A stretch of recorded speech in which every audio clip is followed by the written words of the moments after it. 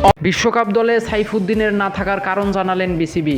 আসন্ন টি-20 বিশ্বকাপ সামনে রেখে অবশেষে দল ঘোষণা করেছে বাংলাদেশ। খুব বেশি চমক নেই বিশ্বকাপ দলে, চমক বলতে গেলে কেবল মোহাম্মদ সাইফুদ্দিনের না থাকা। 15 সদস্য বিশ্বকাপ দলে জায়গা হয়নি এমন পেস বোলিং অলরাউন্ডারের, এমনকি স্ট্যান্ড বাই হিসেবেও জায়গা হয়নি তার। মূলত পেসার তানজিদ হাসান সাকিবের কারণে দলে জায়গা হয়নি সাইফুদ্দিনের। মঙ্গলবার এক সংবাদ সম্মেলনে বিশ্বকাপ দল ঘোষণা করেন প্রধান নির্বাচক গাজী আশরাফ হোসেন লিপু। সাইফুদ্দিনকে দলে না রাখা প্রসঙ্গে তিনি বলেন, দুটো রাস্তা ছিল আমাদের সামনে।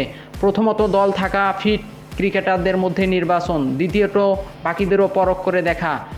আমরা চোটে থেকে ফেরা সাইফুদ্দিনের পারফরমেন্স দেখতে চেয়েছিলাম, তার ওপর অবশ্য আমাদের আস্থা ছিল। তবে এই জিম্বাবুয়ে সিরিজে আমাদের আস্থার জায়গা করে নিয়েছে কিছুটা তানজিদ হাসান সাকিব, সে কারণে সাইফুদ্দিনের রাখা হয়নি। তিনি আরও বলেন, তানজিদ সাকিব আমরা শ্রীলঙ্কা সিরিজেও দেখেছি, তার একাগ্রতা ও আগ্রহ খুব ভালো। তার সঙ্গে সাইফুদ্দিনের প্রতিযোগিতা চলছিল, সেই জায়গা থেকেই আমরা সাকিবকে সিলেক্ট করি। ধন্যবাদ।